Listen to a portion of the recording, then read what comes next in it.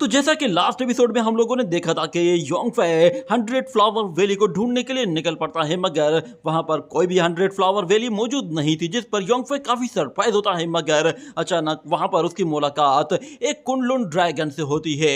वो Kunlun dragon उसे अपने एक सीक्रेट वर्ल्ड में लेकर जाता है, जहां पर उसकी मुलाकात युआन ड्रैगन से होती है। और वो कुनलुन ड्रैगन उस 100 फ्लावर वैली को दिखाते हुए कहता है कि उस 100 फ्लावर वैली में दो पावरफुल फिगर्स आए हुए हैं और उन्होंने उस 100 फ्लावर वैली को पूरी तरह से प्रोटेक्ट करने के लिए उसके चारों तरफ एक बैरियर बना रखा है। और इसके अलावा फिर वो उसे वहां से एक और जगह लेकर जाता है, जहां पर वो योंगफे को एक स्क्रॉल देता है और कहता है कि ये स्क्रॉल हमारे एंसेस्टर ने हमें दिया था और ये तुम्हारे लिए है, तुम इसके जरिए अपने इनर वर्ल्ड को एक्सप्लोर करोगे। ये कहने के बाद योंगफे जैसे ही अपने इनर वर्ल्ड को कल्टीवेट करने की कोशिश करता है, तो शुरू में वो अपने इनर वर्ल्ड को फील करने की कोशिश करता है और अच्छी तरह से उस पूरे के पूरे प्रोसेस को रियलाइज कर लेता है। मगर उसे आखिर में भी अपना इनर वर्ल्ड दिखाई नहीं देता, क्योंकि उसका इनर वर्ल्ड वो असल में उस स्क्रॉल के अंदर मौजूद था, जिसे देखने के बाद वो उस स्क्रॉल के अंदर चला जाता है और उसे उसका फादर वहां पर नजर आता है, जिसे देखकर वो काफी सरप्राइज होता है और कहता है कि फादर, क्या ये आप हैं? तो उसका फादर पीछे मुड़कर उसकी तरफ देखता है और उससे कहता है कि मेरे बच्चे, मैं जानता हूं तुमने बहुत ज्यादा तकलीफें बर्दाश्त की हैं, मगर तुम्हें अपने इनर वर्ल्ड को एक्सप्लोर करना ही होगा। मगर योंगफे कहता है कि फादर, 10,000 साल पहले तो मैं मर गया था, फिर मेरे मरने के बाद आखिर इतना कुछ कैसे बदल गया? तो चेनजेंग कहता है, मेरे बच्चे, मैं जानता हूँ तुम्हारे पास बहुत सारे सवाल हैं, मगर हर सवाल का जवाब तुम्हें अब नहीं मिल सकता। सही टाइम आने पर तुम्हें तुम्हारे सारे सवालों के जवाब दे दिए जाएंगे। मैं जानता हूँ तुम्हें काफी ज्यादा गुस्सा भी होगा और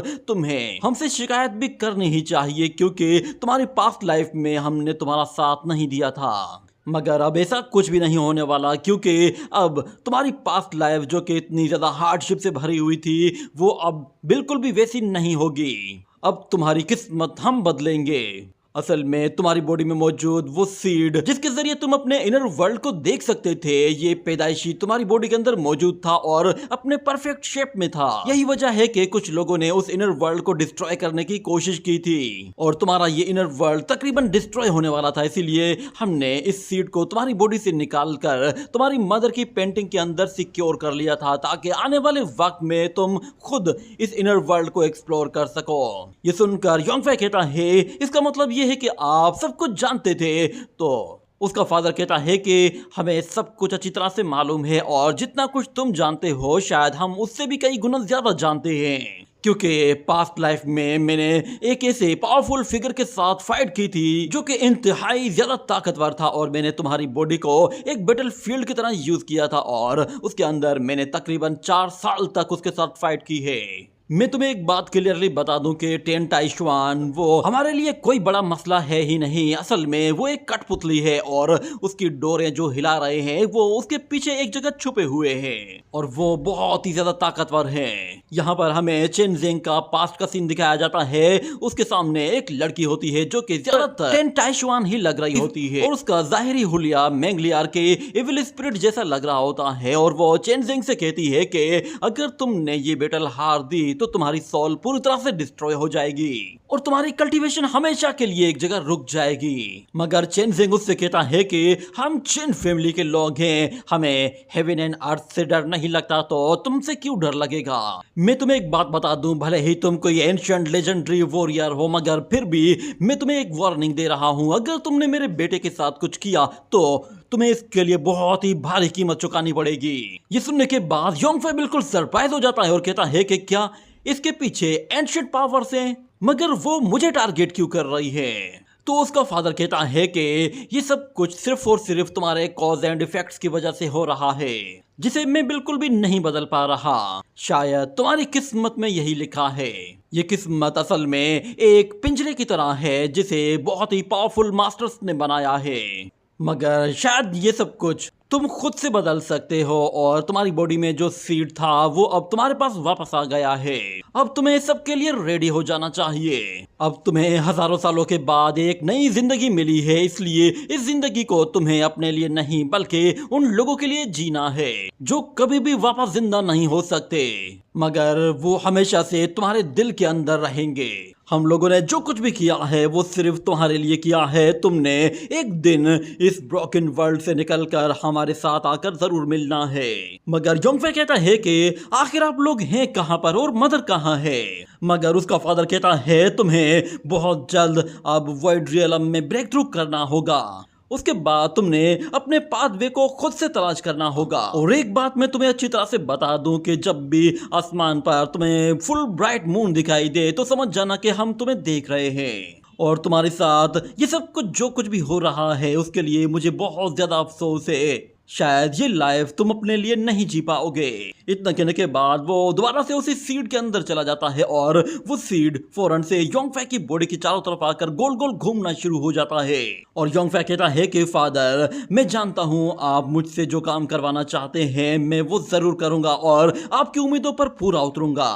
और ये कहने के साथ हम जब उसके फ्लैशबैक से बाहर निकलते हैं तो योंगफे अब भी उसी गुफा के अंदर कल्टीवेशन करते हुए बैठा हुआ होता है और वो कहता है कि पता नहीं कितना टाइम गुजर चुका है। ऐसा लग रहा है कि जैसे मुझे यहाँ पर बैठे बैठे बहुत ज्यादा टाइम गुजर गया है।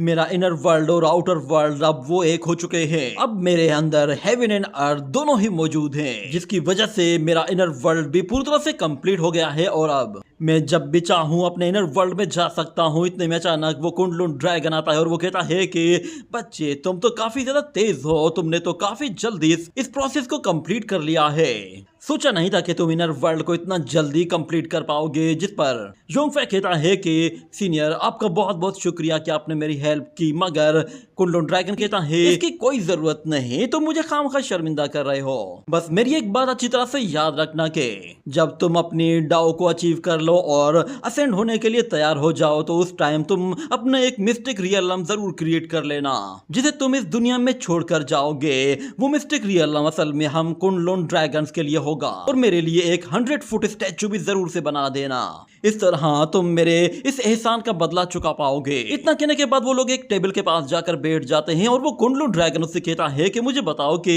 आखिर तुमने अपने इनर वर्ल्ड में क्या देखा है। तो योंगफे कहता है वहां पर सिर्फ कुछ पत्थर और रेत है। ये सुनकर वो ड्रैगन समझ जाता है कि ये कुछ छुपा रहा है, मगर वो उससे कहता है कि तुम्हें हिम्मत नहीं हारनी चाहिए। जब भी कोई शख्स इनर वर्ल्ड को एक्सप्लोर करता है तो उसकी शुरुआत ऐसी ही होती है। शुरू में लोगों को या तो कोई सिंगल स्टोन दिखाई देता है या फिर थोड़ी सी रेत दिखाई देती है। ये चीज बिल्कुल नॉर्मल है, इसलिए तुम्हें इसके लिए परेशान नहीं होना चाहिए। तुम्हें आने वाले कुछ डिकेड्स या फिर कुछ सेंचुरीज लगेंगी, उसके बाद तुम अपना पूरा इनर वर्ल्ड जनरेट कर लोगे। और फिर योंगफे कहता है अच्छा तो फिर उसके बाद क्या। ये सुनकर वो एंसेस्टर बिल्कुल हैरान हो जाता है और उसके कप में वाइन भी नीचे गिरने लगती है। और वो ड्रैगन उससे कहता है कि जब तुम उसे कंप्लीटली बना लोगे तो तुम्हारी फाउंडेशन बिल्ट हो जाएगी। तुम सच में काफी ज्यादा लकी हो कि तुम बिल्कुल मेरी तरह हो। तुम्हारा माइंडसेट वो बिल्कुल मेरे जैसा है। आइंदा कभी भी तुम्हें मेरी कुंडलून ड्रैगन की हेल्प चाहिए हो तो बस बता देना। तो योंगफे कहता है कि सीनियर सच बताऊं तो मुझे आपकी सिर्फ एक छोटे से मैटर में मदद चाहिए। मैं जानना चाहता हूं कि इस दुनिया में क्या आपके मिस्टिक रियलम की तरह के और भी बहुत सारे मिस्टिक रियलम्स हैं, क्योंकि डू फैमिली क्लेम करती है कि वो ईस्टर्न रॉयल फैमिली है और वो अपने एक मिस्टिक रियलम के अंदर रहती है। क्या उनके पास भी सेम ऐसा ही मिस्टिक रियलम है जैसा कि आपके पास है। ये सुनकर वो ड्रैगन कहता है कि हाँ बिल्कुल ऐसा ही है। ईस्टर्न लैंड वो इतना सिंपल नहीं है जितना सिंपल वो दिखता है। बहुत सारे पावरफुल मास्टर्स जो कि 6 रियलम से भी ऊपर के हैं वो कभी भी अपर रियलम से लोअर रियलम में नहीं आते, क्योंकि उन्हें मालूम है कि ईस्टर्न लैंड में कुछ खास है।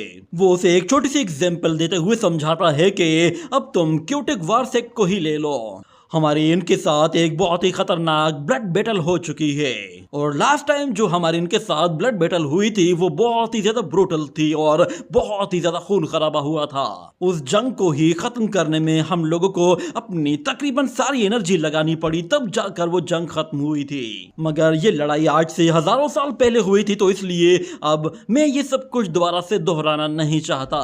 मगर योंगफे को ये बात काफी हैरान कर देती है कि मिस्टिक रियलम्स वो एक दूसरे के साथ फाइट कर चुके हैं, तो फिर इसका मतलब ये हुआ कि सारे के सारे मिस्टिक रियलम्स वो एक दूसरे के साथ कनेक्टेड है। ये सुनकर वो ड्रैगन हंसने लगता है और कहता है कि अगर इस मर्तबा कोई बड़ा सा डिजास्टर आता है तो इसके लिए हम कुनलुन को बिल्कुल भी ब्लेम मत करना।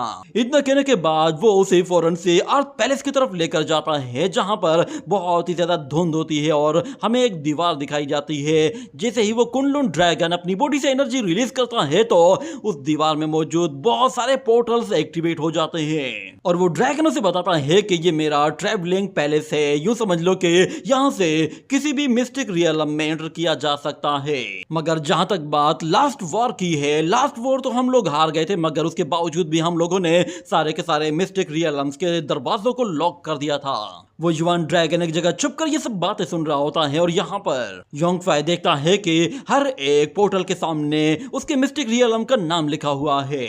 वहाँ 100,000 माउंटेन, आर्टिक डीमन डान और ईस्टर्न सी और नॉर्थ साइड के बारे में भी अच्छी तरह से इंफॉर्मेशन लिखी हुई है और ये सारे के सारे पोर्टल्स वहाँ उन मिस्टिक रियलम्स के अंदर जाकर खुलेंगे। यहाँ पर योंगफाई को ईस्टर्न लैंड के इंपीरियल क्लान का गेटवे भी नजर आ जाता है, मगर उसके बराबर में कॉर्प हार्डिंग सेक्ट का गेट मौजूद होता है।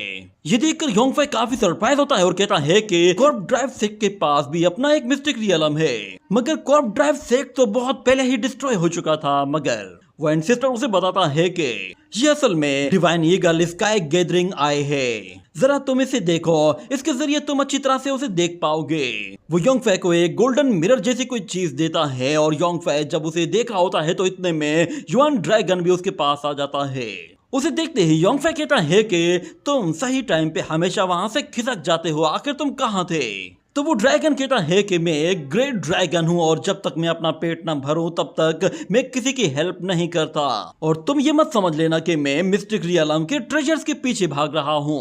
इतना कहने के बाद वो उस गोल्डन मिरर के अंदर देखने की कोशिश करते हैं तो उन्हें दिखाई देता है कि वहाँ एक मिस्टिक रियलम मौजूद है और हर जगह इंसानी खोपड़ियां पड़ी हुई नजर आ रही होती है, जिससे योंगफाई को यह बात साफ साफ पता चल जाती है कि कॉर्प ड्राइव सेक्ट के लोगों ने खुद से इस रियलम को अनलॉक नहीं किया है, बल्कि उसके अलावा भी बहुत सारे लोग वहां पर गए थे।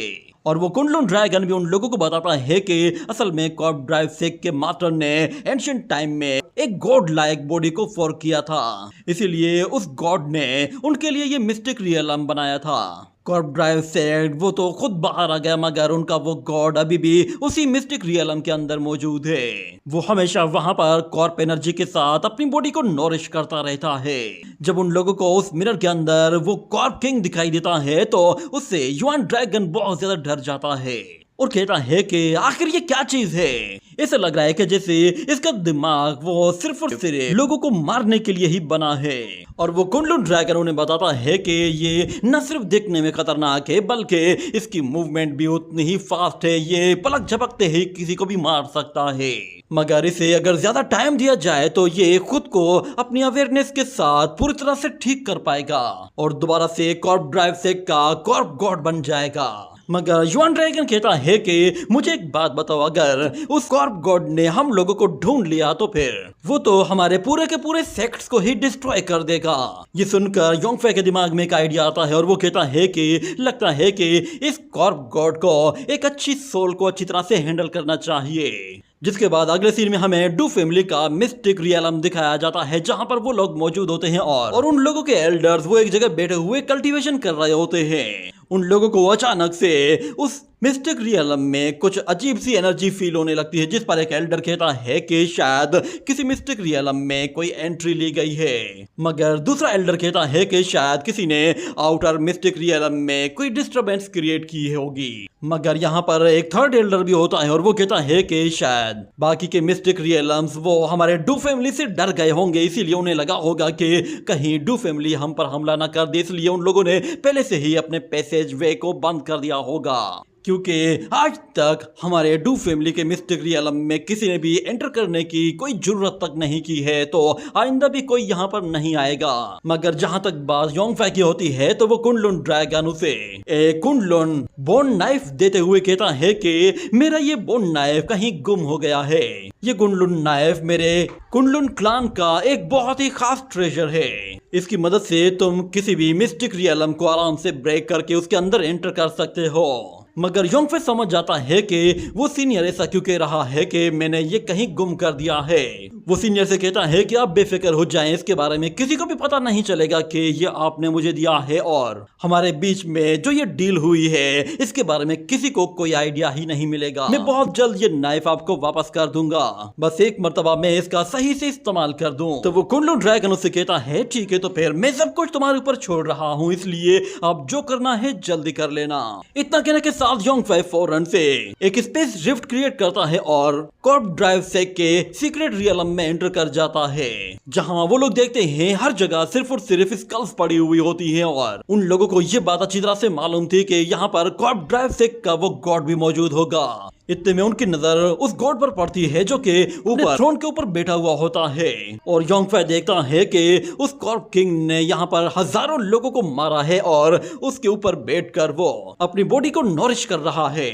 मगर युआन ड्रैगन वो काफी ज्यादा डरा हुआ होता है और वो कहता है कि यहाँ पर मौजूद एनर्जी वो मेरी आंखों को चुभ रही है। मगर योंगफे कहता है चलो अब जरा इस कॉर्प किंग से भी मिल लेते हैं। वो लोग जैसे ही उसके करीब जाते हैं तो उस कॉर्प किंग का ऑरा ही ऐसा होता है कि युआन ड्रैगन तो उससे काफी डर रहा होता है, मगर योंगफे वो एक प्लानिंग के जरिए यहाँ पर आकर उस किंग को किसी मकसद के लिए यूज करना चाहता था। और वो देखता है कि वो कॉर्प किंग एक गहरी नींद में सो रहा है, मगर उसके बावजूद भी उसकी बॉडी अपने आप ही आसपास की कॉर्प एनर्जी को एब्जॉर्ब कर रही है और उसकी बॉडी को ज्यादा से ज्यादा ताकतवर बना रही है। मगर युआन ड्रैगन देखता है कि ये कॉर्प बॉडी असल में एक लिविंग सेंट बॉडी है, यानी कि कॉर्प ड्राइव सेक के लोगों ने किसी सेंट की बॉडी को अपना कॉर्प किंग बना दिया है।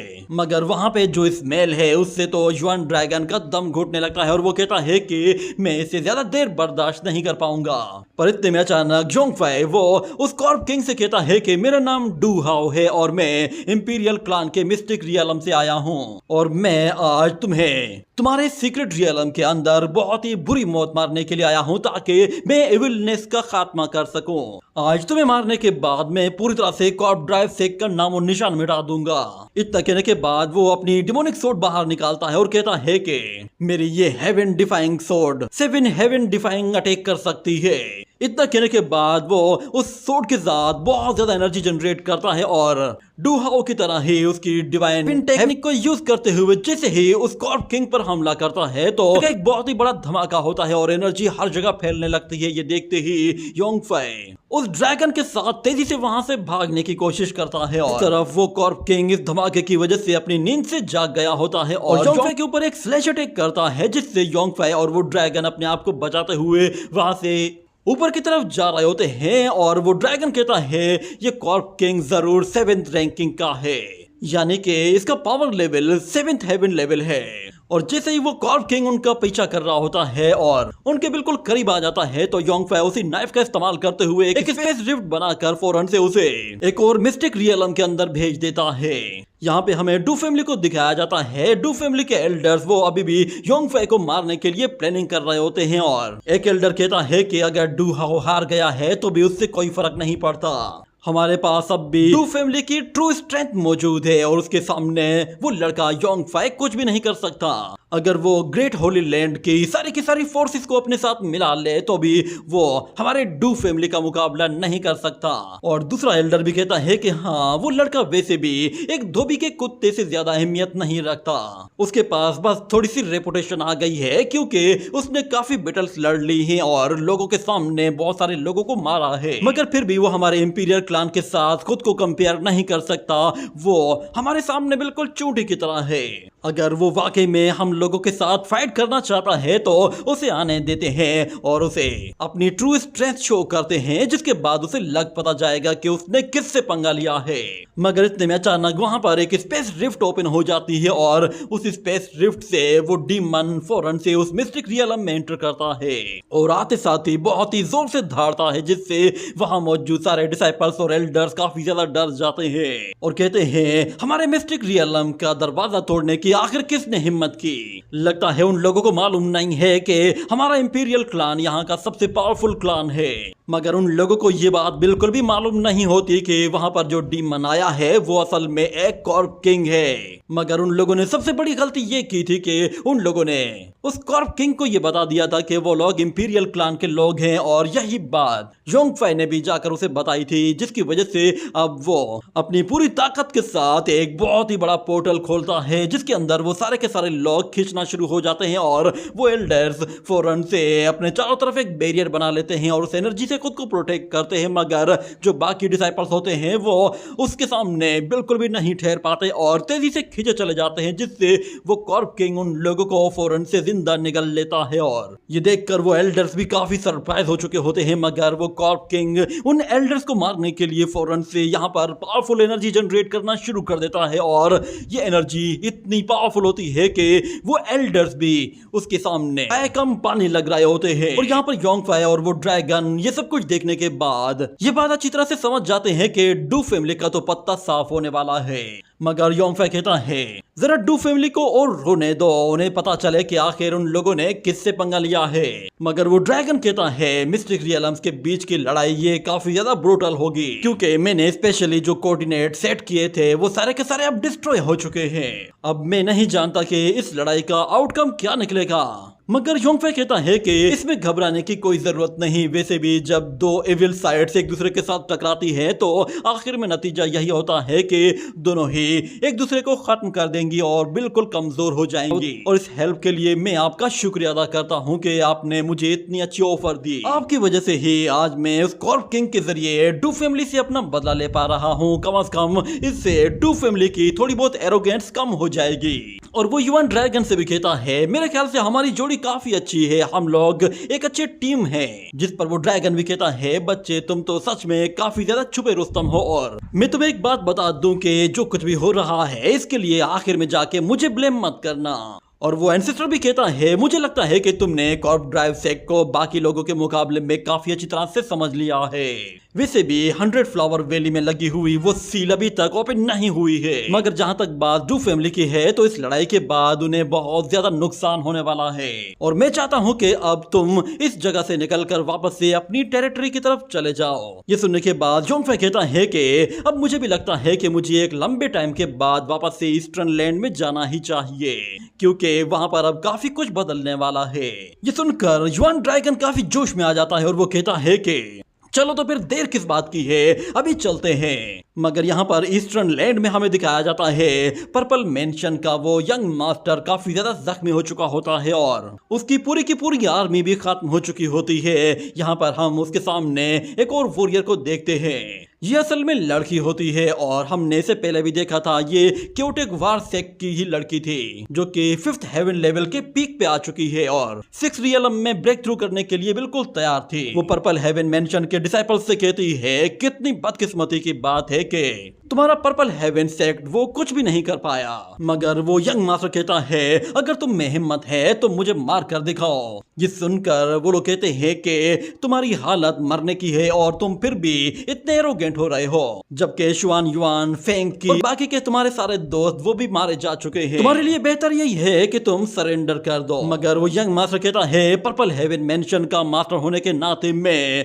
सरेंडर करने के बजाय डेथ को एक्सेप्ट करूंगा। ये बात वहां पे खड़ी हुई उस लड़की को बिल्कुल भी पसंद नहीं आती और वो अपनी सोट के साथ एनर्जी जनरेट करते हुए उससे जैसे ही उस लड़के पर अटैक करती है तो वो एनर्जी सीधा उसकी बॉडी को हिट करते हुए उसकी दूसरी तरफ निकल जाती है, जिससे वो यंग मास्टर वहीं पर ही ढेर हो जाता है।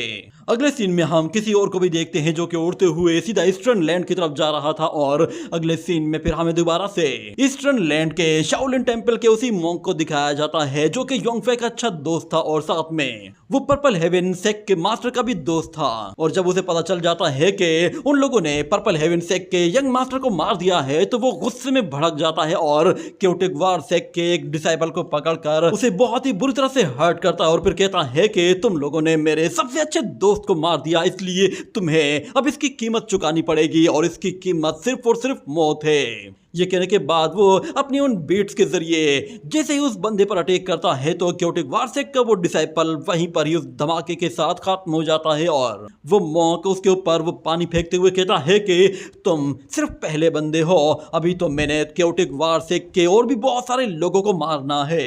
इतना कहने के बाद वो इस जर्नी पर निकल पड़ता है और अपने सामने आने वाले क्योटिक वारसेक के डिसाइपल्स को मारता जा रहा होता है और न जाने कितने ही लोगों का सफाया कर देता है। अगले सीन में हमें मैंगलियर को दिखाया जाता है। वो जंगल के बीच मौजूद होती है और डू फैमिली के कुछ सोल्जर्स उस पर हमला करते हैं तो वो अपनी सोट के साथ उन्हें बहुत ही आसानी से खत्म कर देती है। मगर वहां पर एक और डू फैमिली का वॉरियर आता है और वो मैंगलियर से कहता है कि तुम इतने ज्यादा नखरे क्यों कर रही हो, आज या कल वैसे भी तुम हमारे डू फैमिली के हाथ लग ही जाओगी। इससे पहले कि डू हाउ वो खुद से तुम्हें पकड़ने के लिए आए, उससे बेहतर यही है कि तुम मेरे साथ ही चले आओ। मैं तुम्हें डू हाउ से भी ज्यादा खुश रखूंगा और हम दोनों डू फैमिली के सबसे अच्छे कपल्स बनेंगे। ये बातें सुनने के बाद उस लड़की को दोबारा से वही पुरानी मेमोरीज याद आती हैं जो कि उसने योंगफे के साथ बनाई थी और वो मेमोरीज इतनी ज्यादा उसे तकलीफ देती हैं कि वो लड़की गुस्से में भड़क जाती है और योंगफे का सारा गुस्सा वो उस लड़के के ऊपर निकालने के लिए अपनी सोट के साथ उसकी बॉडी के टुकड़े टुकड़े कर देती है। मगर अगले सीन में हमें एक और वॉरियर को दिखाया जाता है। ये योंगफे का 10,000 साल पहले वाला दुश्मन है और वो एक वॉरियर को मारते हुए कहता है तुम लोग खुद को डिस्ट्रक्शन सेक कहते हो, कितनी शर्म की बात है। मगर जब योंगफे वो वहां से गुजर रहा होता है तो अचानक से उसे सेम उसी वॉरियर की फीलिंग्स आने लगती हैं और वो कहता है कि ये फीलिंग्स कुछ जानी पहचानी लग रही हैं। क्या वहां पर डाउ ऑफ डिस्ट्रक्शन है। ये कहने के साथ ये एपिसोड यहीं पे ही एंड हो जाता है।